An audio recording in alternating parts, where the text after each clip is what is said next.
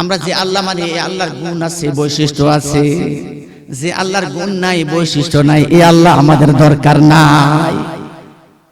আমাদের আল্লাহর গুণ আছে না? আমাদের আল্লাহর বৈশিষ্ট্য আছে তো আছে। তাহলে 2 নাম্বার কি? আল্লাহর গুণাবলী মেনে নেওয়া। যে আমরা যাকে আল্লাহ মানি তিনি সকল গুণে গুণান্বিত, এমন কোন গুণ নাই যে গুণ আমার আল্লাহর নাই। 3 নাম্বার আল্লাহর বিধান মেনে নেওয়া। যদি কোনো ব্যক্তি বলে আমি আল্লাহকে মানি, আমি আল্লাহর প্রতি ঈমান এনেছি, তাহলে তাকে 3 নম্বরে মেনে নিতে হবে আল্লাহর বিধান। তাকে আল্লাহর বিধান মেনে নিতে হবে। যে আমি যে আল্লাহ মানি সে আল্লাহ আমাকে হুকুম করার ক্ষমতা রাখেন, তিনি হুকুম করতে জানেন, তার হুকুম করার পাওয়ার তার আছে। যে আল্লাহ আমাকে হুকুম করতে জানেন না, আমি সে আল্লাহ মানি না। যে আল্লাহ আমাকে বিধান দিতে জানেন না, সে আল্লাহ আমি মানি না। এরপরে 4 নাম্বার হলো আল্লাহর ক্ষমতা মেনে নেওয়া। আলহামদুলিল্লাহ, আলহামদুলিল্লাহি হামদান কাসীরান কামা আমারা ওয়া নাশহাদু আন লা ইলাহা ইল্লাল্লাহ ওয়াহদাহু লা শারীকা লাহু লা জিদ্দা লাহু ওয়া লা নিদ্দা লাহু লা আসলা লাহু ওয়া লা নাসলা লাহু লা মিসলা লাহু ওয়া লা মাসীলা লাহু ওয়া নাশহাদু আন্না সাইয়্যিদানা ওয়া সানাদানা ওয়া মাওলানা মুহাম্মাদান আবদুহু ওয়া রাসূলুহু الذي أرسله بالحق بشيرا ونذيرا وداعيا إلى الله بإذنه وسراجا منيرا أما بعد فقد قال الله تعالى في كلامه المجيد والفرقان الحميد أعوذ بالله من الشيطان الرجيم بسم الله الرحمن الرحيم يا أيها الذين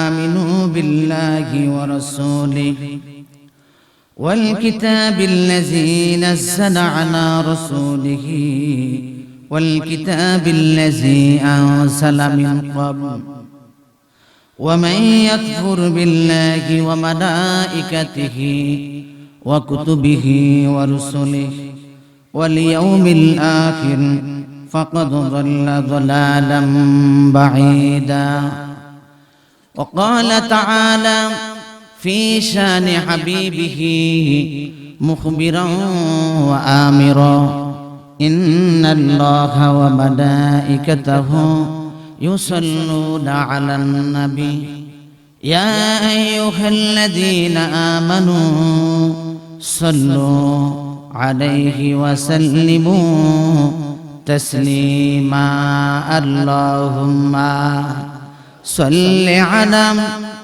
سيدنا مولانا محمد وعلى آله سيدنا মাওলানা মুহাম্মদ। সবাই মোহাব্বতের সুরে প্রাণ খুলে দুরূদ পড়ুন। যেখানেই থাকো যেভাবেই থাকো রাসূলের আদর্শ মেনে নাও, তাতে মুক্তি তাতে শান্তি, যদিও তুমি মরে যাও।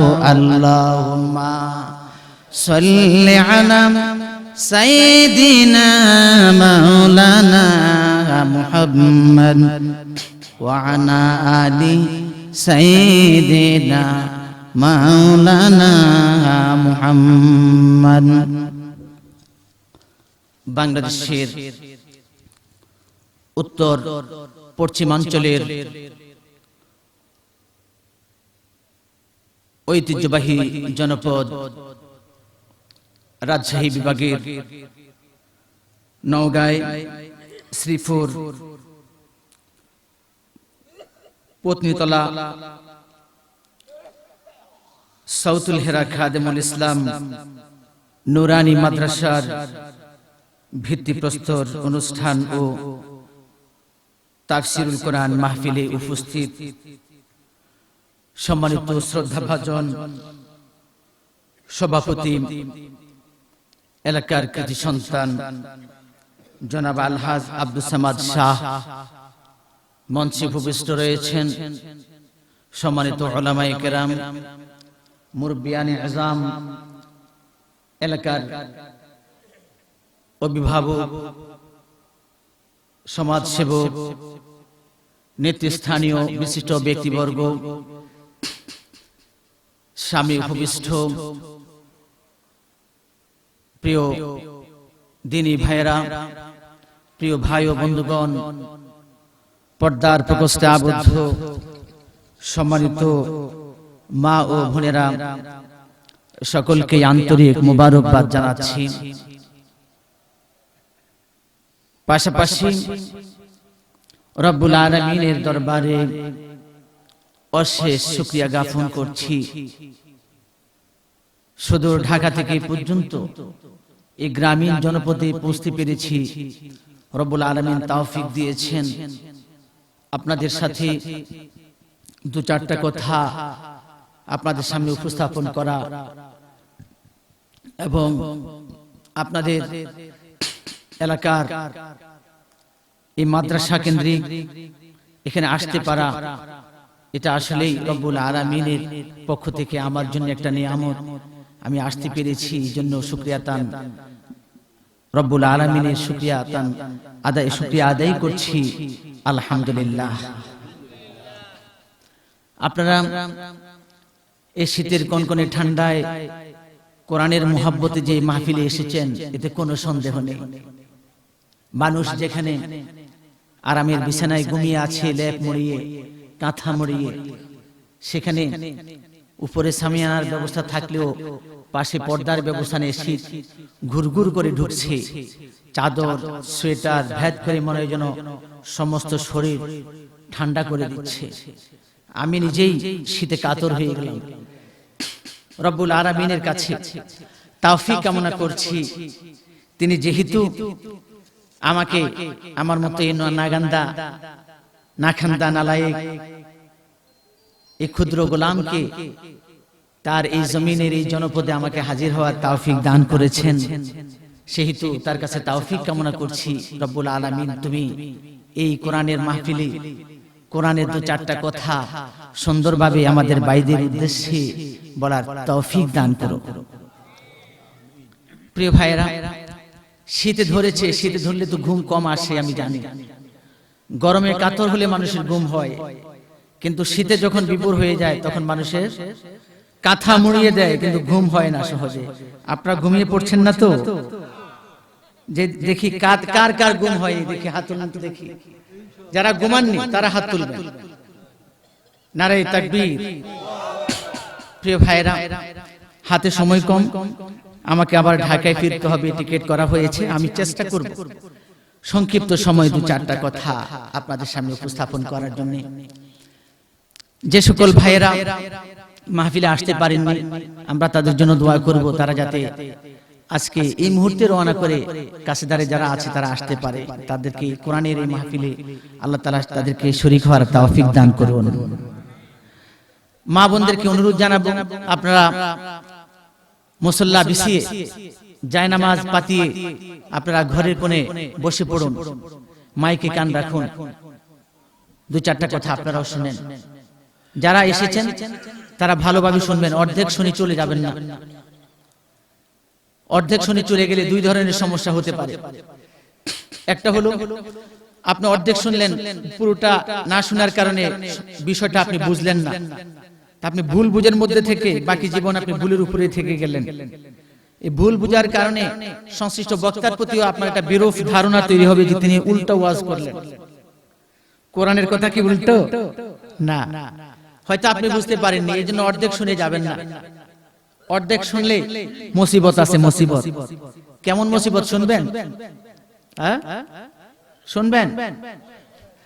অর্ধেক শুনলে মুসিবত আছে। কেমন মুসিবত? এক জনপদে এক অসভ্য মহিলা ছিল। তার চরিত্রতার কারণে, চরিত্রহীনতার কারণে সে কি করলো, একের পর এক এরকম 4টা বিয়ে করেছে। কয়টা? কারো সাথে তালাক নেয়নি, বরং এট এ টাইম 4টা বিয়ে করেছেন। 4 জন স্বামীকে 4টা টাইম তিনি সেটআপ দিলেন, যে দিনের এতটা থেকে এতটা পর্যন্ত তোমার সাথে আমি আছি, এরপরে আমার গুরুত্বপূর্ণ কাজ আছে, আমি তোমার সাথে থাকতে পারবো না। এভাবে তুমি কি আমাকে বিয়ে করবা? কাহ করব। হয়ে গেছে। এভাবে কয়টা নিল? 4টা। বন্ধুগণ, একটা পর্যায়ে এসে প্রথম স্বামী জেনে ফেলল যে তার স্ত্রী আরো 3 জনের সাথে বিবাহ বন্ধনে আবদ্ধ। তখন সে কোর্টে মামলা দায়ের করল। মামলা করার পর ওই নারী কি করলো? দিশেহারা হয়ে গেল যে কি করবে এখন, কিভাবে সামলাবে। এলাকার এক আইনজীবীর কাছে গেলেন, যিনি আইন বিক্রি করে খায়। আইনজীবী অর্থ কি? যিনি আইন বিক্রি করে খান, আইন দিয়ে যিনি জীবিকা নির্বাহ করেন। আইনজীবীর কাছে যাওয়ার পরে বলল, ভাই রে ভাই, তুমি আমাকে বাঁচাও, আমার তো এই অবস্থা, স্বামী মামলা দিয়েছেন। আরে শোনো, এটা তো কোনো একটা ব্যাপারই না, মুহূর্তের মধ্যে সব সমাধান হয়ে যাবে। কেমন সমাধান? তোমাদের এলাকায় কি ওয়াজ মাহফিল হয়? হ্যাঁ হয়তো। তাহলে তুমি শুধু আদালতে দাঁড়িয়ে, কাঠগড়ায় দাঁড়িয়ে তুমি একটা কথা বলবা, পরের কথাগুলো আমি বলে দেব। কি কথা? তুমি কাঠগড়ায় দাঁড়িয়ে কথাটা বলবা যে মহামান্য আদালত, আমি একবার গাড়িতে করে ওয়াজ মাহফিলের পাশ দিয়ে যাচ্ছিলাম, তখন আমার এখানে মাইকের শব্দ এসেছে, হুজুর ওয়াজ করতেছেন ইসলামে নাকি 4টা বিয়ে জায়েজ। এই জন্যই আমি 4টা বিয়ে করলাম। এটুকু বলার মধ্য দিয়েই সংশ্লিষ্ট আইনজীবী কথা টেনে নিলেন। মহামান্য আদালত, নারী অবলা, নারী, বুদ্ধি জ্ঞান কিছুই নাই। ওয়াজ মাহফিলে হুজুরে তো ওয়াজ ঠিকই করেছেন, ইসলামে 4টা বিয়ে জায়েজ, কিন্তু এটা ইসলামের এই 4টা বিয়ে জায়েজ নারীর জন্য না পুরুষের জন্য, সেটা শোনার আগেই তো তার গাড়িটা এলাকা ত্যাগ করেছে। কথা ক্লিয়ার? যে হুজুরে বাকি অংশ বলার আগেই তো নারীর জন্য না পুরুষের জন্য, এটা বলার আগেই তো গাড়ি চলে গেছে। সে তো শুনছে 4টা বিয়ে জায়েজ ইসলামে। অবলা নারী কোনো কিছুই বুঝে না, শুধু এটাই ভালো করে বুঝতে পেরেছে 4টা বিয়ে জায়েজ। সুতরাং আপনারা যদি অর্ধেক শুনে চলে যান, ওই অবলা নারীর মতো, অসভ্য নারীর মতো বেহায়া হতে পারবেন, কোরআনের সমালোচনা করতে পারবেন, উলামায়ে কেরামের সমালোচনা করতে পারবেন, ইসলামের বিরুদ্ধে বলতে পারবেন, দ্বীনের আইন আল্লাহর অনুশাসন মেনে চলতে পারবেন না। কথা ক্লিয়ার? সুতরাং বিনীতভাবে অনুরোধ জানাবো, যদি কারো যাওয়ার ইচ্ছা থাকে এখনই যান ভাই, অন্তত আমাকে বাঁচান। পরে কোর্টে আমার বিরুদ্ধে মামলা দিবেন যে এই হুজুরে বলছে। ঢাকা থেকে মুফতি আমিনী আসছে, উনি বলে গেছে 4 বিয়ে জায়েজ, সমস্যা হয়ে যাবে। বন্ধুগণ, প্রাণটা ভরে গেল আপনাদের নিষ্পাপ চেহারা দেখে। গ্রামের মানুষগুলো মাটি আর পানির সাথে সম্পৃক্ত, তাদের মনটাও নরম, তাদের কলবটাও নরম, এটা আমার বিশ্বাস। পাকা দালান কোঠাতে শহরীয় পরিবেশে যারা বসবাস করে, প্রতিনিয়ত তারা সত্যের সাথে চলাফেরা করে, তাদের মনটাও হয়তো শক্ত হয়ে গেছে। সুতরাং আপনাদের নিষ্পাপ চেহারা দেখে আমার মনটা ভালো লাগলো। সাউতুল হেরা খাদিমুল ইসলাম এই নুরানি মাদ্রাসার ভিত্তিপ্রস্তর স্থাপন উপলক্ষে আজকের আয়োজন, নাম দিয়েছে তাফসিরুল কোরআন মাহফিল। আল্লাহর কসম করে বলছি, আল্লাহর কসম করে বলছি, তাফসিরুল কোরআন মানে এই কোরআনের কিছু অংশ আপনাদের সামনে তেলাওয়াত করে এটাকে ব্যাখ্যা বিশ্লেষণ করে বুঝিয়ে দেওয়া। আমি হলফ করে বললাম, কসম করে বললাম, এই কোরআনের বাইরে একটা কথাও বলবো না। আপনারা শুনতে রাজি আছেন? প্রিয় ভাইয়েরা, এই মাদ্রাসার আসলে কি দরকার আছে? কতটুকু দরকার? একটা ঘটনা আমার মনে পড়লো, আপনাদেরকে শোনাই। সম্ভবত 2000 সালের শেষের দিকের কথা। আমার হোম ডিস্ট্রিক্ট কুমিল্লায়, কুমিল্লা শহরের প্রাণ কেন্দ্র হচ্ছে কান্দিরপাড়। আরেকটা স্পটের নাম, আরেকটা জায়গার নাম হচ্ছে টমসম ব্রিজ। যদিও সেখানে কোনো রকমের ব্রিজ নাই। সন্ধ্যা 7:30 কি 8:30, ঘোর অন্ধকার, বিদ্যুৎ নাই। আমি কান্দিরপাড় থেকে টমসম ব্রিজ যাচ্ছিলাম। মাঝখানে একটা জায়গার নাম আছে নিউ হোস্টেল, ভিক্টোরিয়া কলেজের আবাসিক হোস্টেল। সব সময় শুনতাম এই নিউ হোস্টেল এলাকায় সন্ধ্যার পর নাকি ঠেকবাজি হয়, চাঁদাবাজি হয়, মানুষকে অ্যাটাক করে।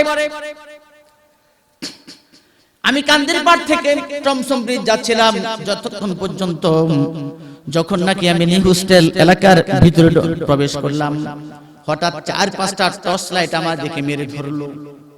তখন আমার কলিজাটা মোচড় মারলো। ভাইরে, আজীবন শুনলাম এখানে ডাকাতি হয়, চাঁদাবাজি হয়, ঠেকবাজি হয়। আজকে কি আমি তাদের শিকারী হয়ে গেলাম, শিকার হয়ে গেলাম? কলিজাটা কেঁপে উঠছে। রিকশার ড্রাইভারকে বললাম, ভাই থামাও। কেন হুজুর? থামলেই তো খবর আছে, কোনো কিছুই তো আর রাখবে না। বললাম, যা বললাম তুমি তাই করো, থামাও। আমাকে বলে নামানোর আগে আমি নিজে নিজে রিকশা থেকে নেমে গেলাম।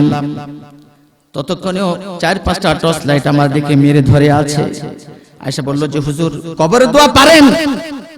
হুজুর কবরের দোয়া পারেন?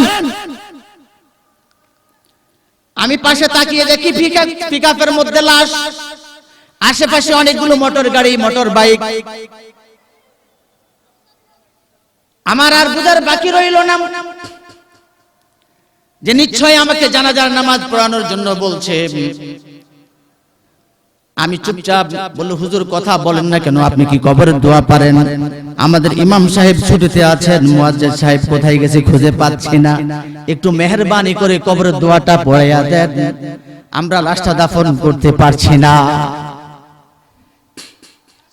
প্রিয় ভাইয়েরা, আমি একটু কঠোর হয়ে গেলাম। বললাম, ভাই আমার সময় নাই, আমার তাড়া আছে, আমার জরুরি কাজ আছে, আমাকে যেতে হবে, আমাকে ছাড়েন, আমি পারবো না। ততক্ষণ 4-5 জন আমাকে ধরে সামনের দিকে নিয়ে গেল যে, হুজুর মেহেরবানি করে কবরের দোয়াটা একটু পড়াইয়া দেন। আমি বললাম যে, না ভাই আমি পারবো না। এই পারবো না বলার কারণে নিশ্চয়ই আপনাদের কাছে খারাপ লাগতেছে, লাগছে না? যে জানাজার নামাজ পড়াইতে কয় মিনিট লাগে, আপনি পারবেন না বলতেছেন, কি কষ্ট লাগতেছে? কথা বলেন, কার কার কাছে কষ্ট লাগে? দেখি হাতটা দেখি। এর 2-3 জনের কাছে কষ্ট লাগছে। আচ্ছা যাক, বুঝা যায় আমার পক্ষে লোক বেশি। প্রিয় ভাইয়েরা, শেষ পর্যন্ত আমার এই কথা শেষ হতে না হতে ততক্ষণ পর্যন্ত আমাকে মসজিদের মাঠের দিকে নিয়ে গেলেন। চিন্তা করলাম, যেহেতু আসছি জানাজার নামাজ আমাকে পড়াতেই হবে। দেখেন কত বড় গন্ডমূর্খ যে হুজুর জানাজার নামাজটা একটু পড়াইয়া দেন। এই কথার পরিবর্তে বলছে কি যে, হুজুর কবরের দোয়াটা পড়াইয়া দেন। গেলাম, মাইক হাতে নিলাম, দেখলাম অনেক মানুষ। বললাম, ভাই ও বন্ধুগণ, নিশ্চয় আপনারা যারা এখানে উপস্থিত হয়েছেন, এই ভদ্রলোক আপনাদের কারো বন্ধু কহ, কারো আত্মীয় স্বজন কহ, কারো শ্বশুর, কারো খালু, কারো মামু, ঠিক আছে কথা কহ। আচ্ছা, আমার কাছে মনে হচ্ছে, আপনাদের চেহারা দেখে মনে হচ্ছে এই মৃত লোকটার আত্মীয় স্বজনরা অত্যন্ত প্রভাবশালী, অত্যন্ত জমিদার। কাহা ঠিকই বলছেন। আপনারা এই জন্যই রাতের অন্ধকারে তার প্রতি মায়া আছে, দরদ আছে, এই কারণেই আপনারা তার জানাজায় শরীক হয়েছেন। কয় ঠিক কথা।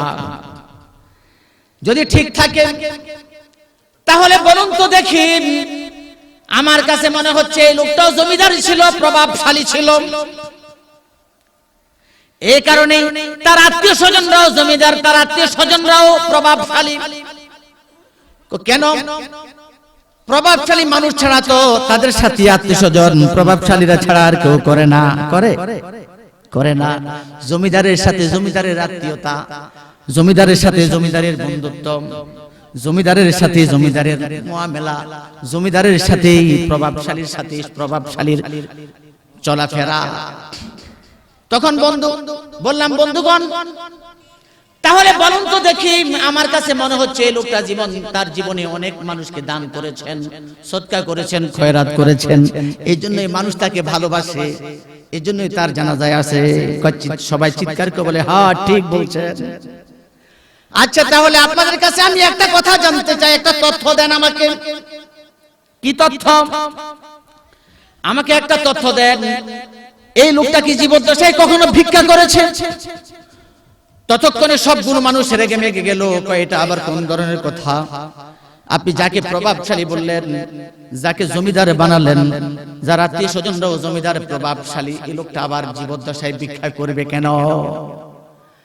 বললাম জীবদ্দশায় যে ব্যক্তি একবেলা এক মুঠো খাবারের জন্য ভিক্ষা করে নাই, যে ব্যক্তি জীবদ্দশায় মানুষকে দিয়েছেন, ওই ব্যক্তির ইন্তেকালের পরে তার ছোট্ট একটা ইবাদত জানাজার নামাজ আদায় করার জন্য আপনারা এতগুলো আত্মীয় স্বজন রাস্তায় কেন ভিক্ষার হাত পাতালেন? আপনাদের মধ্যে কি এত আত্মীয় স্বজন আপনারা তৈরি করলেন? এত প্রভাবশালী নেতা আছেন, প্রভাবশালী জমিদার আছেন, প্রভাবশালী ক্ষমতাবান আপনাদের কাছে অনেক কিছু আছে, আপনারা ইশারা করলে অনেক কিছু হয়ে যায়, আপনাদের হুকুমে আপনাদের ক্ষমতায় অনেক কিছু চলে। এত প্রভাবশালী মানুষ হয়ে কেন ছোট্ট একটা ইবাদত জানাজার নামাজের ইমামতির জন্য রাস্তায় ভিক্ষুকের মতো হাত পাতলেন? যে ব্যক্তিটা তার জীবদ্দশায় গোটা জীবনে একবারও এক মুঠো খাবারের জন্য হাত পাতালেন না।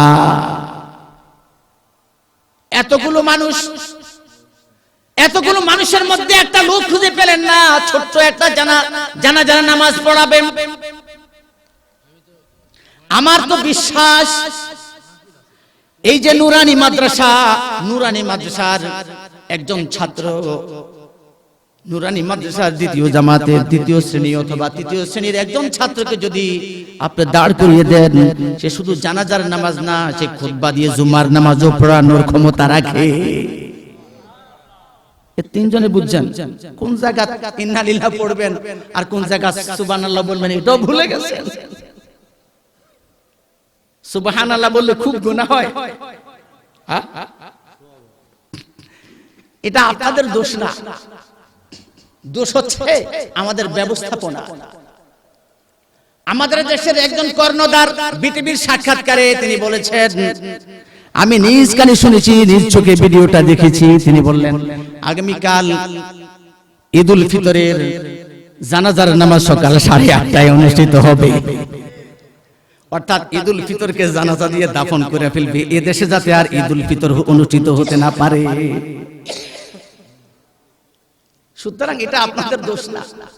জানাজার নামাজে দাঁড়ান, দেখবেন অনেক ভদ্রলোক আছে, যখন আল্লাহু আকবার বলে নিয়ত বাঁধে, তাকবীর তাহরিমা দিয়ে যখন জানাজার নামাজ শুরু করে, তখন তারা ডানে বামে তাকায়, হাত উঠায় নাকি নামায় নাকি দৌড়ে আছে। ঠিক আছে কথা? এই হলো আমরা মুসলমান, এই হচ্ছে আমরা ঈমানদার। ঈদের সালাতে আর জানাজার সালাতে কি তফাৎ সেটাও বুঝি না। আল্লাহর কসম করে যদিও বলি কাফারার প্রয়োজন হবে না, নুরানি মাদ্রাসার দ্বিতীয় তৃতীয় শ্রেণীর ছাত্ররা জানাজার নামাজের ইমামতি করতে পারে, ঈদুল ফিতরের, ঈদের জামাতের, ঈদুল আজহার জামাতের ইমামতি করার ক্ষমতা রাখে, জুমার নামাজের ইমামতির ক্ষমতা রাখে। সুতরাং যার সন্তান নুরানি মাদ্রাসায় দিয়েছেন, আপনি নুরানি মাদ্রাসায় পাশ করানোর পর ডাক্তার বানান, কবিরাজ বানান, ইঞ্জিনিয়ার বানান, আলেম বানান, কোনো সমস্যা নাই। অন্তত যদি আপনি নুরানি পাশ করাইতে পারেন, তাহলে অন্তত ওই ভদ্রলোকের মতো মৃত্যুর পর জানাজার নামাজের জন্য রাস্তায় আপনার ওয়ারিসরা ভিক্ষার হাত পাতাতে হবে না। আল্লাহু আকবার। এই মানুষগুলোকে সম্ভবত এত গভীর রজনীতে মা বোনেরা খাওয়ানো ছাড়াই মাহফিলে পাঠাইছে। আল্লাহু আকবার বলে যেন আওয়াজ হয় না। এত মানুষ, আপনাদের আওয়াজে শয়তান ভয় পায় না। কথা বুঝতে পেরেছেন? যখন বলেন যে আল্লাহু আকবার, তখন এই শব্দটা আল্লাহর আরশ পর্যন্ত পৌঁছে যায় যে আমার বান্দা ঘোষণা দিচ্ছে আমি মহান, আমি সেরা, আমি শ্রেষ্ঠ। আল্লাহ খুশি হয়। জান্নাতে এমন এক ফলদার বৃক্ষ একবার বলার কারণে লেগে যায় যে বৃক্ষের ছায়া 50,000 বছর পর্যন্ত একটা তেজস্বী গোড়া দৌড়ালেও তার ছায়া শেষ হয় না। প্রিয় ভাইয়েরা, তাহলে বলেন জানাজা নামাজ পড়ানোর জন্য নুরানি মাদ্রাসার প্রয়োজন আছে না নাই? এই তিনজনের আছে, অন্যদের দরকার নাই। জানাজার নামাজ পড়ানোর জন্য নুরানি মাদ্রাসার দরকার আছে না নাই? আছে না নাই? এই নুরানি মাদ্রাসা আপনারা কি প্রতিষ্ঠা হোক এটা চান? কারা চান হাত তুলে দেখান। হাত নামাবেন, নামাবেন। রব্বুল আলামিন এই মানুষগুলো চায় তোমার কোরআনের খেদমত এই শ্রীপুরে হোক, তুমি তাদেরকে কবুল করো, তাদেরকে এই মাদ্রাসা কায়েম দায়েম রাখার জন্য তৌফিক দান করো। আমিন। প্রিয় ভাইয়েরা, তাহলে নুরানি মাদ্রাসা দরকার আছে। দ্বীনের বুঝের আমাদের যথেষ্ট অভাব। দ্বীনের বুঝের যথেষ্ট অভাব আমাদের। দ্বীনের বুঝ তৈরি করার জন্য সে পদক্ষেপ নিতে হবে। যেমন রাষ্ট্রের প্রতিরক্ষা খাত রক্ষা করার জন্য প্রতি বছর সেনাবাহিনীতে সরকার লোক ভর্তি করায় না? পুলিশের লোক নিয়োগ দেয় না? নৌবাহিনীতে লোক নিয়োগ দেয় কিনা? তার মানে কেউ অবসর নেয়, আবার নতুন করে লোক সেখানে সংযোজন করে, সম্ভব হলে সংখ্যা বৃদ্ধি করে কিনা? তার মানে দেশকে শত্রুর হাত থেকে রক্ষা করার জন্য সরকার সেই পদক্ষেপ গ্রহণ করে। সুতরাং ঈমান আর ইসলামকে যদি আপনারা রক্ষা করতে চান, এই দেশে ইসলামটা জারি থাকুক, এই দেশে ইসলামী প্রতিষ্ঠান জারি থাকুক, এদেশের মুসলমানরা কোরআন শিখুক, এদেশের মুসলমানরা জান্নাতের নাগরিক হোক, এটা যদি আপনারা এদেশের মুসলমানরা চান, তাহলে আপনাদেরকেও সরকার যেভাবে সেনাবাহিনীতে লোক নেয়, পুলিশে লোক নেয়, নৌবাহিনীতে লোক নেয়, ঠিক তদ্রুপ আপনাদেরকেও প্রতি বছর এভাবে মাদ্রাসা প্রতিষ্ঠা করার চেষ্টা করতে হবে। এভাবে মাদ্রাসায় ছাত্র ভর্তি করাতে হবে, এদেরকে আলেম বানাতে হবে, এদেরকে ডাক্তার বানাতে হবে, এদেরকে ইঞ্জিনিয়ার বানাতে হবে, এদেরকে পাকা ইমানদার বানাতে হবে। তাহলে জান্নাতের নাগরিক তৈরি হবে, নাইলে তৈরি হবে না। কথা ক্লিয়ার? আমরা কি ইমানদার? আমার কথা বোঝেন না ভাই? আমি তো এই নওগাঁর ভাষা পারি না, আমি আমার মতো করে কথা বলি। আপনারা যে আমার কথা বোঝেন এটা তো আমাকে বুঝতে হবে। যদি আপনারা বোঝেন আমি এই কথা বুঝি, তাইলে তো আমি বলতে পারি। যদি আমি বললাম আর আপনারা বুঝলেন না, তাহলে তো বলার কোনো দরকার নাই। আছে? হ্যাঁ, সেদিন জাপানি রাষ্ট্রদূতের সাথে একটা অনুষ্ঠানে গেলাম। জাপানি রাষ্ট্রদূত ছিলেন এই অনুষ্ঠানের চিফ গেস্ট, আমিও ছিলাম এই অনুষ্ঠানে। তিনি কি কি কথা যে বললেন আমি কিছুই বুঝতে পারলাম না। তিনি ইংরেজিতেও বললেন না, ইংরেজিতে বললেও তো আমার বুঝার একটা ক্ষমতা থাকতো, আরবিতে যদি বলতেন তাও বুঝার একটা ক্ষমতা থাকতো, ফার্সিতে যদি বলতেন তাও আমার ক্ষমতা থাকতো, হিন্দিতে যদি বলতেন তাও আমার ক্ষমতা থাকতো বুঝার। বাংলা ভাষায় বললে তো নূর নালা নূর, কোনো কথাই ছিল না বুঝার। কিন্তু তিনি কি বললেন আমি কিছুতেই বুঝতে পারলাম না। তখন আমাকে একটা গন্ড মূর্খ মানুষের মতো মনে হলো। জাপানের রাষ্ট্রদূত এখানে এত গুরুত্বপূর্ণ কথাবার্তা বললেন, আমি কিছুই বুঝতে পারলাম না। পরে অবশ্য একজন দুভাষী, যিনি জাপানি ভাষার একজন পারদর্শী, তিনি পুরো বক্তব্যটাই বাংলায় আমাদেরকে শুনিয়ে দিলেন। তখন মনটা একটু ঠান্ডা হয়েছে। এখন আপনারা বলেন, আপনারা কি আমার কথা বোঝেন? আমরা কি ইমানদার? ধরে নিলাম এই শ্রীপুরের অথবা এই পত্নীতলার সকল মানুষই ইমানদার। ধরে নিলাম তারা সকলে ইমানদার। আমি আপনাদের সামনে সূরা নিসার 136 নম্বর আয়াত তেলাওয়াত করেছি। এই কেন্দ্রিক দু চারটা কথা আমি বলার মানসিকতা পোষণ করছি। পবিত্র কুরআনুল কারীমের 4 নম্বর সূরা কয় নাম্বার? 4 নম্বর সূরা কয় নাম্বার? সূরার নাম সূরা নিসা। সূরার নাম সূরা নিসা। অর্থাৎ রাসূল করিম সাল্লাল্লাহু আলাইহি ওয়াসাল্লাম মদিনায় হিজরত করার পরে সূরা নাজিল হয়েছে। এইজন্য এই সূরাটাকে সূরা মাদানী সূরা বলা হয়। এই সূরায় মোট আয়াত আছে 176। কত আয়াত? 176। আমি আপনাদের সামনে তেলাওয়াত করেছি 136 নম্বর আয়াত। কত নাম্বার? 136 নম্বর আয়াত। এই সূরায় টোটাল রুকু আছে 24টা। কয়টা? 24টা রুকু আছে। প্রিয় ভাইরা, সূরার নাম কি? সূরা নিসা। নিসা মানে মহিলা। নিসা মানে মহিলা। আল্লাহ তাআলা পবিত্র কোরআনের মধ্যে হাতির নামে সূরা নাজিল করেছেন, গরুর নামে সূরা নাজিল করেছেন, মাকড়সার নামে সূরা নাজিল করেছেন, মহিলাদের নামেও সূরা নাজিল করেছেন। তবে পুরুষের নামে কোনো সূরা নাজিল হয়নি। তবে একটা সূরা নাজিল করেছেন আল্লাহ তাআলা, সূরাতুন নাস। নাস মানে মানুষ। মানুষ বললে নারীও বুঝায়, পুরুষও বুঝায়। নারীও বুঝায়, পুরুষও বুঝায়। আল্লাহ তাআলা সূরা নিসা মহিলাদের নামে সূরা নাজিল করে নারীদেরকে ঠকাইছেন। এই কথা বোঝে না। নারীদেরকে কি ঠকাইছেন? সব জায়গায় তো খালি বলে নারীদের অধিকার হরণ করে নেওয়া হচ্ছে, এদেরকে সমান অধিকার দাও, বলে না? কথা বলেন, বলে কি না? প্রিয় ভাইয়েরা, রব্বুল আলামিন নারীদের নামে এই সূরা নাজিল করেছেন।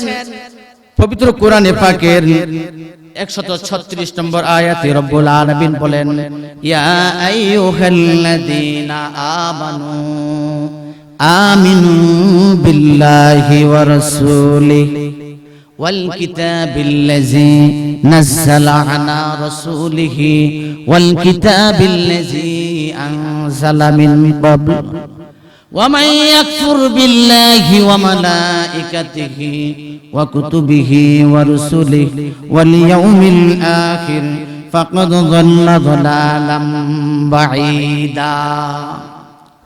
প্রিয় ভাইরা, রব্বুল আলামিন পবিত্র কোরআনের সূরায় तमाम পৃথিবীর সমস্ত ঈমানদারদেরকে অ্যাড্রেস করে বলেন, সম্বোধন করে বলেন, ইয়া আইয়ুহাল্লাযীনা আমানু, হে ঈমানদারগণ, আমিনু, তোমরা ঈমান আনো, বিল্লাহি, আল্লাহর প্রতি, ওয়া রাসূলি, এবং রাসূলের প্রতি।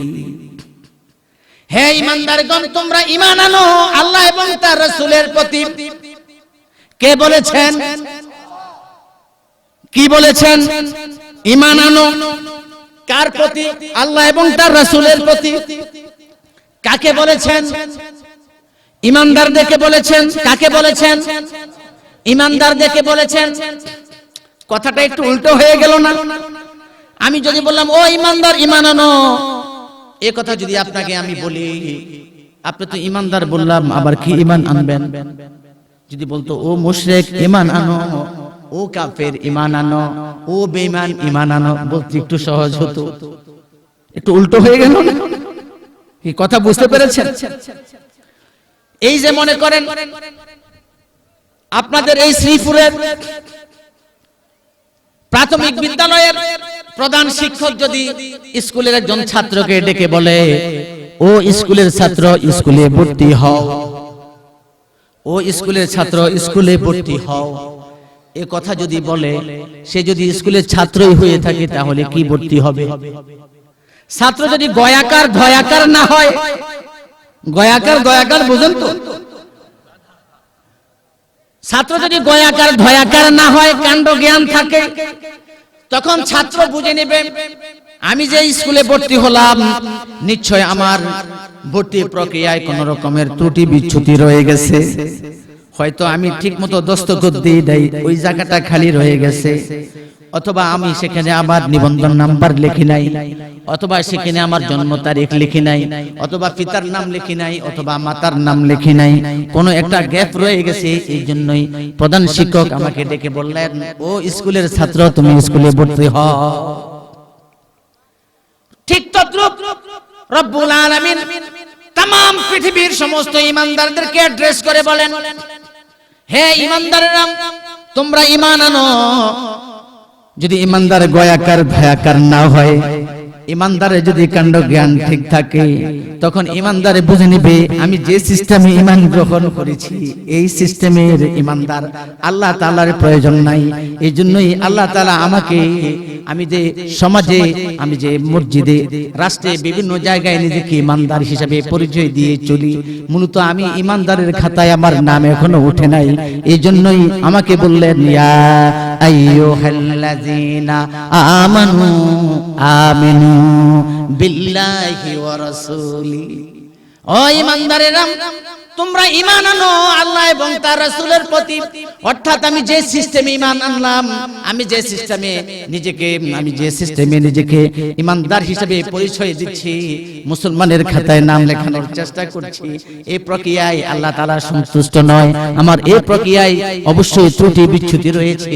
এই জন্যই আমাকে রব্বুল আলামিন পরিপূর্ণভাবে ঈমান গ্রহণ করার জন্য বলছেন। কথা ক্লিয়ার? এই কথাটা কে বুঝেন নাই? হাত তোলেন। তো দুইজনে বলছে ক্লিয়ার। ঘুমাচ্ছেন? নারায়ে তাকবীর, নারায়ে তাকবীর। বন্ধুগণ, বিখ্যাত সমস্ত তাফসীর গ্রন্থে সমস্ত মুফাসসিরিনে কেরাম এই ক্ষেত্রে একমত যে আল্লাহ তাআলার প্রতি ঈমান আনে, আল্লাহ তাআলার প্রতি ঈমান আনা, এই কথা যদি কোনো ব্যক্তি স্বীকৃতি দেয় যে আমি আল্লাহর প্রতি ঈমান আনলাম, তাহলে তাকে চারটা বিষয় মেনে নিতে হয়। কয়টা বিষয়? আমি জানি না এই চারটা বিষয় আজকে আলোচনা করতে পারবো কিনা, তবে আমি বলে যাই, আপনারা একটু মনে রাখবেন, যদি কেউ বলে আমি ঈমানদার, তখন তাকে চারটা বিষয় মেনে নিতে হবে। কয়টা বিষয়?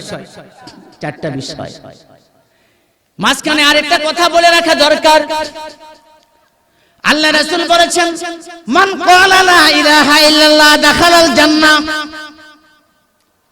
আল্লাহ রাসূল বলেছেন, যে ব্যক্তি লা ইলাহা ইল্লাল্লাহ, আল্লাহ ছাড়া কোনো মাবুদ নাই, আল্লাহ ছাড়া কোনো নীতি নির্ধারক নাই, আল্লাহ ছাড়া কোনো বিধানদাতা নাই, এই কথা ঘোষণা দেয়, দাখালাল জান্নাহ, সে জান্নাতবাসী।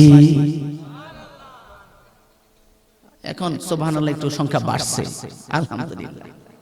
প্রিয় ভাইয়েরা, এখন যারা ইসলাম বিদ্বেষী তারা বলে কি, তোমাদের রাসূল তো বলেছেন যে মান ক্বালা লা ইলাহা ইল্লাল্লাহ, যে ব্যক্তি ঘোষণা দিবে যে আল্লাহ ছাড়া কোনো মাবুদ নাই, আল্লাহ ছাড়া কোনো বিধানদাতা নাই, নীতি নির্ধারক নাই, এই কথা ঘোষণা দিবে, ওই ব্যক্তি জান্নাতে যাবে। তোমরা কেন সালাতের কথা বলো, তোমরা কেন সাওমের কথা বলো, তোমরা কেন যাকাতের কথা বলো? তোমাদের নবী কি মিথ্যা বলেছে? আল্লাহ রাসূল কি মিথ্যা বলেন? কথা বলেন। আমার কথা এই পিছনের লোকগুলো বুঝে না। আল্লাহ রাসূল কি মিথ্যা বলেন? তারা বলে তোমাদের রাসূল যদি সত্য হয়, তিনি যদি সত্য নবী হন, তাহলে তোমরা কেন এই কথা বলো? তোমাদের রাসূল তো বলেছে আল্লাহ ছাড়া কোনো মাবুদ নেই, এই কথা ঘোষণা দিলে জান্নাতি। তোমরা সালাতের কথা কেন বলো, যাকাতের কথা কেন বলো, সাওমের কথা কেন বলো, হালাল হারামের কথা কেন বলো, সুদ ছাড়ার কথা কেন বলো? তোমাদের নবী কি মিথ্যা বলেছে? এই কথাটার একটা সত্য জবাব আশরাফ আলী থানভী রাহমাতুল্লাহ আলাইহি দিয়েছেন এইভাবে, যেমনি ভাবে যখন বিবাহ শাদী সম্পন্ন হয় তখন বরের সামনে ঘোষণা দেয়া হয় যে শ্রীপুর নিবাসী আব্দুল্লাহর মেয়ে তাসলিমাকে বা আমাতুন নেসাকে বা লজ্জাতুন নেসাকে এত টাকা দেন মোহর সাব্যস্ত করে তোমার আগদের মধ্যে আমরা দিলাম, তুমি কি গ্রহণ করলে স্ত্রী হিসাবে? বলে কি না? হ্যাঁ, তখন সে যদি বলে যে কবুল, তখন সাথে সাথে বিয়ে হয়ে যায়, হয় না? বিয়ে হয়ে যায়। সেখানে কি ভরণ পোষণের কথা আছে? কথা বলেন। স্ত্রীর সাথে রাত্রি যাপনের কথা আছে, স্ত্রীর চিকিৎসা সেবা দেওয়ার কথা আছে, স্ত্রীর নিরাপত্তা দেওয়ার কোনো কথা আছে? কোনোটাই নাই। শুধু বলছে যে অমুকের মেয়ে এত টাকা দেন মোহর সাব্যস্ত করে উপস্থিত সাক্ষীদের মাধ্যমে তোমার নিকাহের মধ্যে আমরা দেওয়ার জন্য সাব্যস্ত করলাম, তুমি কি স্ত্রী হিসেবে তাকে গ্রহণ করেছো? সেখানে শুধু কবুল বলার কারণে ওই নারীর ইজ্জত আবরু, ভরণ পোষণ, চিকিৎসা, শিক্ষা, নিরাপত্তা সমস্ত কিছু দিতে স্বামী বেচারা বাধ্য থাকে কিনা? কোনদিন বিয়ের পরে কোন স্বামী কি বলেছে ও সকিনা তুমি চলে যাও, আমি তোমার ভরণ পোষণ দিতে পারবো না, ও খালেদা তুমি চলে যাও, আমি তোমার নিরাপত্তা দিতে পারবো না, ও সকিনা তুমি চলে যাও, আমি তোমার সাথে রাত্রি যাপন করতে পারবো না, আমি তো শুধু কবুল বললাম? বলে কেউ? বলে না। ঠিক তদ্রুপ যে ব্যক্তি এই কথা ঘোষণা দিবে লা ইলাহা ইল্লাল্লাহ, এই কথার মানেই হলো আমি আল্লাহ ছাড়া আর কারো হুকুম মানি না, আমি আল্লাহ ছাড়া আর কাউকে বিধানদাতা মানি না, আমি আল্লাহ ছাড়া আর কাউকে ক্ষমতাবান মনে করি না, আমি আল্লাহ ছাড়া আর কাউকে কল্যাণদাতা মনে করি না, আমি আল্লাহ ছাড়া আর কাউকে নিরাপত্তা বিধান করতে পারে সেটা আর মানি না। সুতরাং এই আল্লাহর ক্ষমতা ছাড়া, আল্লাহর হুকুম ছাড়া এই বান্দা আর কোনো কিছুই গ্রহণ করতে পারে না। কথা ক্লিয়ার? প্রিয় ভাইয়েরা, সুতরাং কোন ব্যক্তি যদি বলেন যে আমি আল্লাহর প্রতি ঈমান আনলাম, তাইলে তাকে চারটা বিষয় মেনে নিতে হয়। কমপক্ষে কয়টা বিষয়? এই মানুষগুলো কথা বলে না। চারটা বিষয় মেনে নিতে হয়। কয়টা বিষয়? এক নাম্বার বিষয় হচ্ছে আল্লাহর অস্তিত্ব মেনে নেওয়া। আমরা যে আল্লাহ মানি, এই আল্লাহর অস্তিত্ব আছে না নাই? কথা বলেন। আমরা যে আল্লাহ মানি, এই আল্লাহর অস্তিত্ব আছে না নাই? আছে, আল্লাহর অস্তিত্ব আছে। অনেকে বলে যে আল্লাহর কোনো অস্তিত্ব নাই, আল্লাহ নিরাকার। এই কথা বুখাস কথা। আল্লাহর অস্তিত্ব আছে তো আল্লাহ কেমন? আল্লাহ যেমন হওয়া দরকার তিনি তেমন। আল্লাহ যেমন হওয়া দরকার তিনি তেমন। এক নাম্বার আল্লাহর অস্তিত্ব মেনে নেওয়া, যে আমরা যে আল্লাহ মানি তার অস্তিত্ব আছে। দুই নাম্বার আল্লাহর গুণাবলী মেনে নেওয়া, আমরা যে আল্লাহ মানি এই আল্লাহর গুণ আছে, বৈশিষ্ট্য আছে।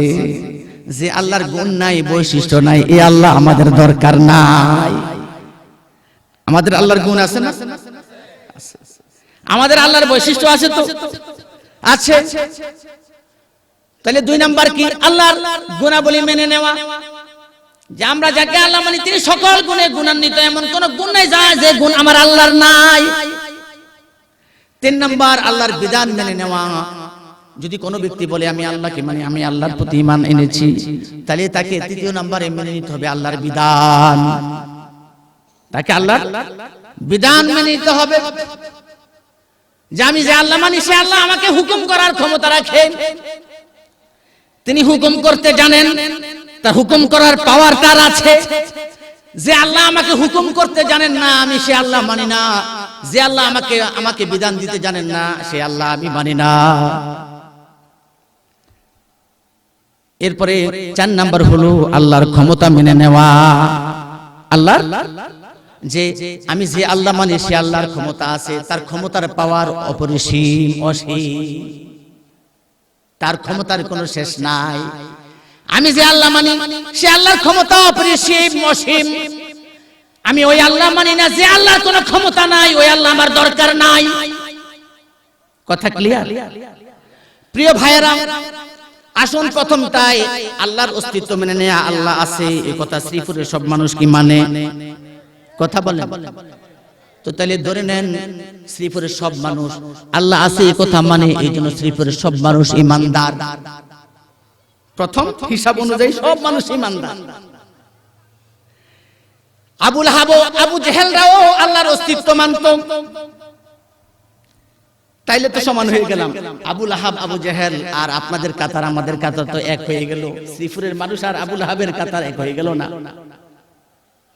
আবু লাহাবরাও আল্লাহর অস্তিত্ব মানত, যে আল্লাহ আছে এটা তারা বিশ্বাস করত, তাহলে এক হয়ে গেলাম। তারা যে আল্লাহ মানত প্রমাণ নিবেন। রব্বুল আলামিন কোরআনে পাকে বলেন, ওয়ালা ইন সাআলতাহুম মান খালাকাস সামাওয়াতি ওয়াল আরদা ওয়া সাখখারাশ শামসা ওয়াল কামারা লা ইয়াকুলুন্নাল্লাহ। নবী হে তাদেরকে জিজ্ঞেস করুন এই নবমণ্ডল আর ভূমণ্ডল কে বানাইছে? তারা বলবে আল্লাহ বানাইছে। আল্লাহু আকবার।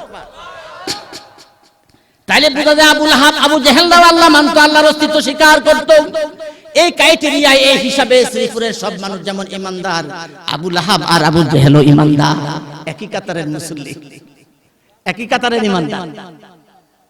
প্রিয় ভাইয়েরা, আরেকটা বিষয় জেনে নেন। আপনারা জানেন আব্রাহার বাদশা যখন বাইতুল্লাহ শরীফকে ধ্বংস করে দেওয়ার জন্য হস্তি বাহিনী আক্রমণ করবে প্রস্তুতি নিচ্ছিল, তখনকার সময়ে তখন বাইতুল্লাহ শরীফের মুতাওয়াল্লি ছিলেন আব্দুল মুত্তালিব, রাসূলের দাদা। তখন রাসূল জন্মগ্রহণ করেন নাই, তখনও রাসূল জন্মগ্রহণ করেন নাই। আরবের সুশীল সমাজ, সুশীল সমাজ শুধু এই যুগে আছে এমন না, তখনকার যুগেও সুশীল সমাজ ছিল। সুশীল সমাজের কাজ কি? সুশীল সমাজের কাজ হলো তারা রাষ্ট্রের বিভিন্ন বিষয় পর্যালোচনা করবেন, বিশ্লেষণ করবেন, সরকারকে তারা পরামর্শ দিবেন, এভাবে চলেন তাহলে আপনার ক্ষমতা থাকবে, এভাবে চালান তাহলে ক্ষমতা ঠিক থাকবে, মানুষ এই সুবিধা পাবে, আপনি এই সুবিধা পাবেন, এভাবে চালান। এভাবে সুশীল সমাজের কাজ হলো অবস্থার প্রেক্ষাপট বিশ্লেষণ করে ক্ষমতাসীনদেরকে পরামর্শ দিত, রাষ্ট্রের কল্যাণে পরামর্শ দিত। তৎকালীন এখনো কিন্তু সুশীল সমাজ আছে, আছে না নাই? কথা বলেন। এখনো সুশীল সমাজ আছে, তবে সু আর নাই, বাকি অংশ আছে। বাকি অংশ চেনেন তো? সুশীলের সু আর নাই, বাকি অংশ আছে, চেনেন? সু বাদ দিলে বাকি অংশ কি? হ্যাঁ, শিল। শিল, এই শিল আছে, সু আর নাই। আব্রাহার বাদশা প্রস্তুতি নিলেন বাইতুল্লাহ শরীফকে গুড়িয়ে দেবেন। এই খবর পেয়ে আরবের সুশীল সমাজ আব্দুল মুত্তালিবের বাড়িতে জড়ো হলো। আব্দুল মুত্তালিব ছিলেন কৃষক মানুষ, তিনি একটা লাঠি দিয়ে পাতা পাড়ছেন বকরিকে খাওয়ানোর জন্য। সুশীল সমাজ রেডি, কি ব্যাপার? ও আব্দুল মুত্তালিব, আপনি কাবা ঘরের বাইতুল্লাহর মুতাওয়াল্লি, আব্রাহার বাদশা বাইতুল্লাহ শরীফ গুড়িয়ে দিবে, আর আপনার কোন রকমের পদক্ষেপ নাই, কোনো চিন্তা নাই, কোনো সভা ডাকালেন না, কোনো পরামর্শ করলেন না, কি করবেন?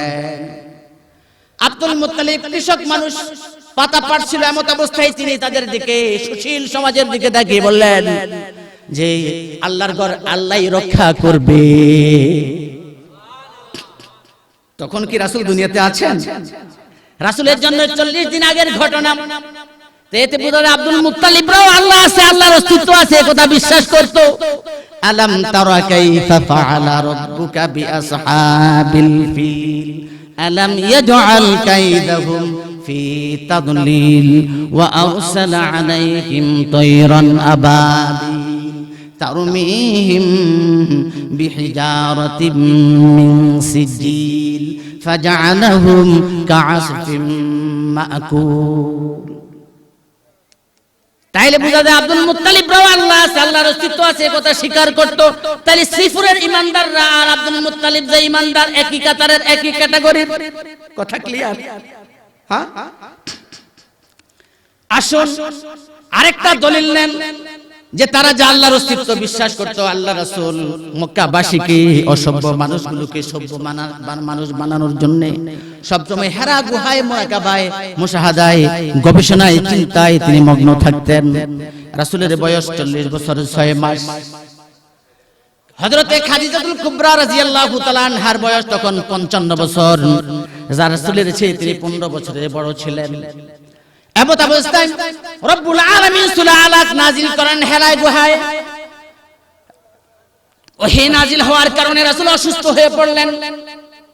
রাসূলের গায়ে কম্পন সৃষ্টি হয়ে গেছে, অসুস্থ হয়ে পড়ছেন আল্লাহ রাসূল এমত অবস্থায় কাঁপতে কাঁপতে বাসায় আসলেন আর চিৎকার করে করে বলতে লাগলেন, ও খাদিজা জাম্মিলুনি জাম্মিলুনি, ও খাদিজা, ও আমার প্রাণের খাদিজা, আমাকে কম্বল জড়িয়ে দাও, আমার জ্বর আসছে, আমার ভয় হচ্ছে আমি মরে যাব। ওহীর ভারে রাসূল অসুস্থ হয়ে পড়লেন। এরপরে খাদিজা কুবরা রাদিয়াল্লাহু তাআলা আনহা আল্লাহ রাসূলকে কম্বল জড়িয়ে দিলেন, তার সেবা শুশ্রূষা দিয়ে তাকে একটু স্বাভাবিক করে তুললেন।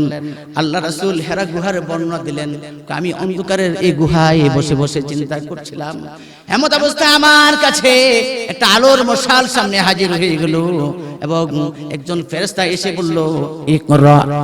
আমি কিছুই বললাম না। এরপরে তিনি আবার বললেন, ইকরা। এরপরও আমি কিছুই বললাম না। এরপরে আবার বললেন, ইকরা বিসমি রাব্বিকাল্লাযী খালাক খালাকাল ইনসানা মিন আলাক ইকরা ওয়া রাব্বুকাল আকরামুল্লাযী আল্লামা বিল কলাম। এভাবে সূরা আলাকের 5টি আয়াত আল্লাহ তাআলা নাজিল করে দিলেন। এই ঘটনার বর্ণনা দিলেন হযরতে খাদিজা রাদিয়াল্লাহু তাআলা আনহার কাছে। হযরতে খাদিজা তখনও জানেন নবী মুহাম্মদ তার স্বামী, তিনি যে নবী সেটা তিনি জানেন না, তিনি ইসলামের দাওয়াত পান নাই, ঈমানের দাওয়াত পান নাই।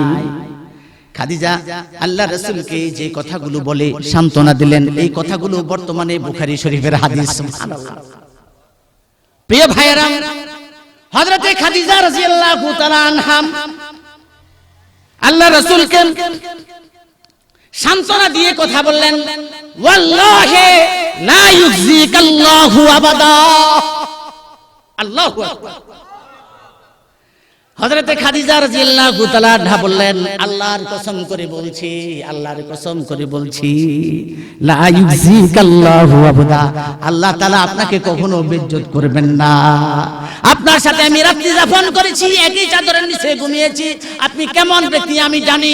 আপনি কখনো মানুষের ক্ষতি করেন নাই, আপনি কখনো মানুষকে কষ্ট দেন নাই, আপনি কখনো কারো ক্ষতি করেন নাই। আমি আল্লাহর কসম করে বলছি, আপনাকে আল্লাহ তাআলা আপনাকে বেইজ্জত করবেন না। তখনও কি খাদিজা ঈমানের দাওয়াত পেয়েছিলেন? এতে বোঝা যায় খাদিজাও আল্লাহর অস্তিত্ব মানত না। প্রিয় ভাইয়েরা, তাহলে আসেন আবু লাহাবের ঈমানের মতো আমাদের ঈমান একটু পার্থক্য হওয়া দরকার না? ধরে নেন প্রথম ক্রাইটেরিয়া, আমরা সকলে একই পর্যায়ের ঈমানদার, আল্লাহর অস্তিত্ব মানে, আবু লাহাব মানে, আবু জাহিল মানে, খাদিজাও মানে, আব্দুল মুত্তালিব মানে, আমরাও মানে, শ্রীপুরের মানুষেরাও মানে, নওগাঁর মানুষেরাও মানে। সুতরাং একটু পার্থক্য হওয়া দরকার। এরপরে আসেন আল্লাহর গুণাবলী মেনে নেওয়া। আল্লাহ গুণাবলী মেনে নেওয়া। আবু লাহাব আর আবু জাহেল আল্লাহর গুণাবলী মানত না, আল্লাহ সেটাই স্বীকার করত। এইজন্য তারা লাত মানাত উজ্জাতের পূজা করত, তাদেরকে সিজদা করত। তারা মনে করত আবু লাত মানাত উজ্জাত তাদের সিজদা পাওয়ার উপযুক্ত। তারা আল্লাহকে বাদ দিয়ে আল্লাহ স্বীকার করত, কিন্তু আল্লাহর ইবাদত করত না, লাত মানাত উজ্জাতের পূজা করত। সুতরাং আমরা যে আল্লাহ মানি, আল্লাহর গুণ আছে না নাই? আছে। রিজিকের মালিক কে? রিজিকের মালিক কে? আল্লাহ। সুতরাং সন্তান দেওয়ার মালিক কে? সন্তান দিতে পারে, এই গুণ কার আছে? আমার আল্লাহর আছে। এখন তো সন্তানের জন্য আপনারা সিলেট যান, খাজা বাবার দরবারে যান, হুজুর কি বিয়ে করছি অনেকদিন হয়, আমার একটা সন্তান নাই, আপনি একটা সন্তান দেন। সিলেটে যায় না সন্তানের জন্য? কি কথা বলেন? যে ব্যক্তি নিজেই বিয়ে করে নাই, তার কাছে সন্তানের জন্য যায়। মানুষ কত নির্ভুল! ঠিক আছে কথা? সুতরাং সন্তান দেওয়ার মালিক কে? আল্লাহ। সন্তান দেওয়ার মালিক কে? আল্লাহ। সুতরাং আমাদেরকে মালিক চিনতে হবে, আমাদেরকে মালিক চিনতে হবে। কার কাছে চাইবেন? সূরা ফাতিহার মধ্যে বলে দিয়েছেন ইয়াকা না'বুদু, আপনি ঘোষণা দিচ্ছেন ইয়াকা না'বুদু, নিশ্চয়ই তোমার গোলামি করি, ওয়া ইয়াকা নাস্তাঈন, এবং তোমার কাছে সাহায্য চাই। মাবুদ, তোমার এই গোলামি করি, তোমার এই দাসত্ব করি, তোমার হুকুম মেনে চলি, তোমার কাছে সাহায্য চাই। কি খাজা বাবা দিতে পারবে সন্তান? শাহজালাল দিতে পারবেন? যে বেটা বিয়েই করে নাই তার কাছে সন্তানের জন্য যায়, এটা কি হতে পারে? হতে পারে না। সুতরাং এখন একটু ডিফারেন্স হয়ে যায়। যারা এই গুণটা মানে তারা আবু লাহাবের দল থেকে বেরিয়ে গেল। তাদের দুইটা গুণ আছে, তাদের মধ্যে দুইটা জিনিস আছে। তারা আল্লাহর অস্তিত্ব মানে, তারা আল্লাহর গুণাবলীও মানে। আবু লাহাব, আবু জাহেলরা আল্লাহর অস্তিত্ব মানে, আল্লাহর গুণাবলী মানে না। এই জন্য লাত মানাত উজ্জাতের পূজা করে। সুতরাং এখন আমরা একটু পৃথক হয়ে গেলাম। মনে করেন এই শ্রীপুরে, এই নওগাঁয় 5000 মানুষ ঈমানদার। প্রথমটা মানে এই 5000, এখন দ্বিতীয়টা মানে না, আরো 1000 কমে গেল, 1000 আর কয় হাজার আছে? ধরে নেন 4000।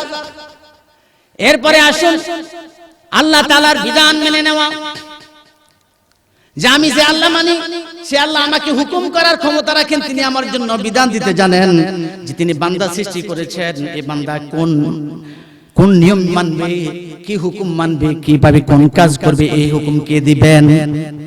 এই হুকুম কে দিবেন? আমরা গোলাম না মনিব, আমরা গোলাম না মনিব, আমরা গোলাম। মনিব কে? আল্লাহ। হুকুম করার ক্ষমতাটা কি মনিবের থাকা উচিত না গোলামের? কথা বলেন।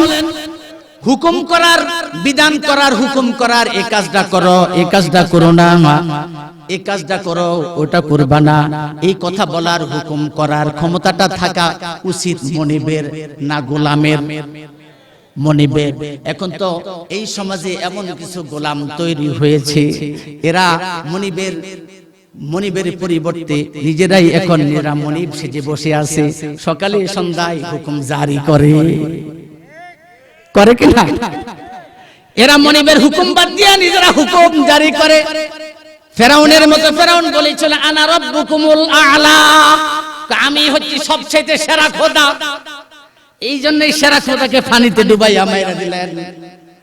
একবার একটা ঘটনা আছে, যখন নীল নদের মধ্যে পানি শুকিয়ে গিয়েছিল, নীল নদের এপারের মানুষগুলো আর ওপারের মানুষগুলো ফেরাউনের দরবারে হাজির হলো।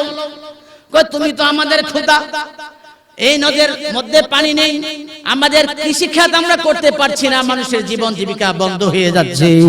তুমি যদি আমাদের খোদা হয়ে থাকো, তাহলে কি করো, এই নদীর মধ্যে পানি প্রবাহিত করে দাও। পড়ছেন বিপদে, ফেরাউন বিপদে পড়লো, টেনশন শুরু হয়ে গেল। সাঙ্গ পাঙ্গ নিয়ে বললো তোমরা একটু অপেক্ষা করো, আমি একটু আসি। ঘোড়ায় সাওয়ার হয়ে তুর পাহাড়ের দিকে নজর করলো, রওনা করলো। সাঙ্গ পাঙ্গ সহ সেদিকে যাচ্ছে। যেতে যেতে একটা পর্যায়ে তুর পাহাড়ের নিচে সাঙ্গ পাঙ্গকে বললো যে তোমরা এখানে অপেক্ষা করো, আমি আসি। এই কথা বলে পাহাড়ের পাদদেশ ঘেঁষে ঘেঁষে আস্তে আস্তে কোথায় পাহাড়ের উঁচু চূড়ায় গিয়ে উঠলো। সেখানে গিয়ে বিভিন্ন বর্ণনায় পাওয়া যায় যে সেখানে গিয়ে ফেরাউন একটা গর্ত করেছে, গর্ত করে মাথাটা নিচের দিকে দিয়ে পাটা উপরের দিকে দিয়েছে। ও বাবু, তুমি হচ্ছে সেরা খোদা, দেখো আমি নিজে নিজে শাস্তি নিচ্ছি, আমার কওমের কাছে তুমি আমাকে বেইজ্জতি করিও না, তুমি নীল নদের মধ্যে পানির ব্যবস্থা করে দাও, আর রুকু করে সিজদা করে সুবহান রাব্বিয়াল আলা, তুমি হচ্ছে সেরা, সুবহান রাব্বিয়াল আযীম, তুমি হচ্ছে সবচেয়ে বড়। তুমি কি করো, নীল নদের মধ্যে পানি প্রবাহিত করে দাও। পানি তালাশ করতেছে, আল্লাহর কাছে চায়। আর মাঝে মাঝে নীল নদের দিকে পাহাড়ের উপর থেকে নজর করে দেখে পানি আসে কিনা। সাঙ্গ ফাঙ্গরা চিন্তায় যে ফেরাউন কোন দিকে গেল, টেনশনে পড়ে গেছে, মানুষের কাছে কি জবাব দেবে। একটা পর্যায়ে জিবরিল আমিন আলাইহিস সালাতু ওয়াস সালাম তার কাছে আসলেন, বললেন তোমার সাথে আমার একটা কথা আছে। কয় কি কথা? আমি টেনশনে আছি, তোমার কথা শুনতে পারবো না। এরপরে আবার ফেরাউন কি করে, এভাবে ইবাদত বন্দেগী করে আর পানি তালাশ করে। এভাবে আস্তে আস্তে রাত্রি প্রায় শেষের দিকে এসে গেছে। পূব আকাশে আলোকচ্ছটা দেখা দিল, আর ফেরাউন নজর করে দেখে নীল নদের মধ্যে পানি চিকচিক করছে। তখন তার মধ্যে একটা স্বাভাবিক অবস্থা তৈরি হলো। তখন সে পাহাড় থেকে নেমে রওনা করছে। এই মুহূর্তে জিবরিল আমিন আলাইহিস সালাতু ওয়াস সালাম আবার হাজির, বলল দাঁড়াও, একটা কদমের সামনে যেতে পারবে না আমার একটা প্রশ্নের জবাব দেওয়া ছাড়া। কি প্রশ্ন? তুমি বলো, যে গোলাম তার মনিবের সাথে গাদ্দারি করে ওই গোলামের শাস্তি কি? কহা, গোলামের জাত গোলাম, গোলাম হইয়া মনিবের উপরে গাদ্দারি করবে। যদি কোনো গোলাম মনিবের সাথে গাদ্দারি করে তাহলে তার শাস্তি হবে তাকে পানিতে ডুবাইয়া মারো। কহা, এটাই ফয়সালা? কহ, এটাই ফয়সালা। কই যদি এটাই ফয়সালা হয় তাহলে কাগজে লেখো। লিখছে, স্বাক্ষর করো। স্বাক্ষর দিল। কোন গোলাম তার মনিবের সাথে গাদ্দারি করে, যদি কোন গোলাম তার মনিবের হুকুম বাদ দিয়ে নিজে হুকুম জারি করে দেয়, ওই গাদ্দারের ফয়সালা হচ্ছে তাকে পানিতে ডুবাইয়া মারো। ফেরাউন ফয়সালা দিল। বন্ধুগণ, আপনারা জানেন এই গোলাম যখন একটা পর্যায়ে গাদ্দারি করতে করতে সীমা লঙ্ঘন করে ফেলেছে, নবী মুসা কালিমুল্লাহ আলাইহিস সালাতু ওয়াস সালামের সাথে যখন যুদ্ধে বেঁধে যায় তাড়া করে, তখন তার ফয়সালা অনুযায়ী রব্বুল আলামিন তাকে পানিতে ডুবাইয়া শেষ করে দিলেন। সে খোদা, সে আল্লাহ কি এখন আছে না নাই? সে আল্লাহ আছে না নাই? সুতরাং বর্তমান ফেরাউনের উত্তরসূরি যারা আছো, তোমাদেরকেও আমরা মনে করাই দিতে চাই, ও গোলাম, তুমিও গোলাম, তোমার বাপও গোলাম, তোমার দাদাও গোলাম, তোমার 14 গোষ্ঠী গোলাম। মনিবের কথা মতো চলো, মনিবের কথা মতো চলো, না হলে তোমার জন্য ফেরাউনের পরিণতি অপেক্ষা করছে। সমস্ত দরজা খুলে যায়। আর যে গোলাম মনিবের কথা মতো চলে না, মনিবের সাথে গাদ্দারি করে, নাফরমানি করে, ওই গোলাম যদি আমেরিকার প্রেসিডেন্ট ডোনাল্ড ট্রাম্প হয়, ওই গোলাম যদি রাশিয়ার প্রেসিডেন্ট ভ্লাদিমির পুতিন হয়, ওই গোলাম যদি ভারতের প্রধানমন্ত্রী নরেন্দ্র মোদিও হয়, ওই গোলামের জন্য জাহান্নামের সকল দরজা খুলে যায়, জান্নাতের সকল দরজা বন্ধ হয়ে যায়। প্রিয় ভাইরা, আরেকটা বিষয় বললাম কি, আল্লাহর ক্ষমতা মেনে নেওয়া। জায়গায় জায়গায় আমরা এমন ক্ষমতা দেখাই, যখন লুজ মোশন হয়ে যায়, পাতলা পায়খানা শুরু হয়ে যায়, তখন এমন ভাবে আপডাউন শুরু করে দেয়, তখন তার ক্ষমতা থাকে না। দেখি তোমার ক্ষমতা থাকলে এটা একটু বন্ধ করো, একটা কিছু করো, পারে? যে এই আর কত বাইরে হওয়া বন্ধ কর, যে তোমার এত ক্ষমতা দেখাও, ক্ষমতা থাকলে দেখি তোমার ডায়রিয়া তুমি বন্ধ করো তো দেখি। কিভাবে বন্ধ করবা? তুমি তো অনেক ক্ষমতাবান। এই নাফরমানেরা যুগ যুগ যাবত আল্লাহর সাথে নাফরমানি করেছে, ক্ষমতা দেখায়, কিন্তু নিজের লুজ মোশনটা, ডায়রিয়া বন্ধ করতে পারে না। পারে? পারে না। সুতরাং গতি একটাই, ঈমান যদি আনতে চাই, কেউ বললা আমানতু বিল্লাহ, আল্লাহর প্রতি ঈমান আনে, তাহলে তাকে 4টা বিষয় মেনে নিতে হয়। আল্লাহর অস্তিত্ব মানতে হয়। বলেন, 1 নাম্বার কি? আল্লাহর অস্তিত্ব মেনে নেয়া, 2 নাম্বার আল্লাহর গুণাবলী মেনে নেয়া, 3 নাম্বার আল্লাহর বিধান মেনে নেয়া, 4 নাম্বার আল্লাহর ক্ষমতা মেনে নেয়া। যদি এই 4টা মেনে নিতে পারে তাহলে সে ঈমানদার। এই 4টার একটাও যদি কেউ না মানে, সেটা মুফতি আমিনি হতে পারে, তাইলে সে ঈমানদার না বেঈমান? কথা বলেন। বাইতুল্লাহ শরীফের ইমাম সাহেব যদি আমি প্রথম 3টা মানি, শেষেরটা মানি না, তাহলে ঈমানদার না বেঈমান? কথা বলেন। সুতরাং পাকাপোক্ত ঈমানদার হতে হবে, তাহলে জান্নাতের নাগরিক হতে পারবেন, না হলে জান্নাতের নাগরিক হতে পারবেন না। আবু লাহাবের অনেক ক্ষমতা ছিল, অনেক ধন সম্পদ ছিল। আল্লাহ তাআলা বলেন, তাব্বাত ইয়াদা আবি লাহাবি ওয়া তাব্বা, আবু লাহাবের 2 হাত ধ্বংস হোক, আবু লাহাব নিজে ধ্বংস হোক। মা আবনা আনহু মালুহু ওয়া মা কাসাব, সে তার ধন সম্পদ তার কোনো কাজেই আসে নাই। জাহান্নামের আগুন থেকে আবু লাহাবের ধন সম্পদ আবু লাহাবকে রক্ষা করতে পারে নাই। আবু লাহাবের ক্ষমতা আবু লাহাবকে জাহান্নাম থেকে রক্ষা করতে পারে নাই। সুতরাং আবু লাহাব আল্লাহর অস্তিত্ব মানত, ওই সিস্টেমের যদি ঈমানদার হন, জাহান্নাম অপেক্ষা করছে। প্রিয় ভাইরা, আমি আজকে আপনাদেরকে আর সময় দিতে পারছি না। আমি ঢাকায় ফিরতে হবে, গাড়ির টিকিট করা হয়েছে। তো সংক্ষিপ্ত কিছু কথাবার্তা বললাম। এই আয়াতের পুরোপুরি তাফসীর আপনাদেরকে শোনাতে পারলাম না। আপনাদের কাছে একটা আরজ থাকবে যে আপনারা এই মাদ্রাসাটাকে পাহারা দিবেন, অন্তত আপনার মৃত্যুর পর যাতে আপনার ওয়ারিসরা আপনার জানাজার নামাজের জন্য ভিক্ষায় নামতে না হয়। সবাই রাজি আছি? হাত তুলে তো দেখান, কারা কারা রাজি আছি? হাত নামাবেন না। নারে তাকবীর, নারায়ে তাকবীর। রব্বুল আলামিন তুমি আমাদেরকে তোমার গোলাম হিসেবে কবুল করো, আমাদেরকে জান্নাতের নাগরিক হওয়ার তৌফিক দান করো। আপনারা এই মাদ্রাসাকে কায়েম রাখতে চান? রাজি আছেন? আপনারা এই মাদ্রাসা ভবন তৈরি করতে, কার্যক্রম চালাতে টাকা পয়সার প্রয়োজন, আপনারা সহযোগিতা করবেন? আপনারা যদি যে যার যা আছে আপনারা এখন নিয়ে আসেন, আপনারা জন্য খাস করে হুজুরে দোয়া করবেন। এটা যারা মাদ্রাসার জন্য কিছু দিবেন নগদ দিবেন, অথবা বাকি এটা লেখাতে পারেন, একটু আসেন।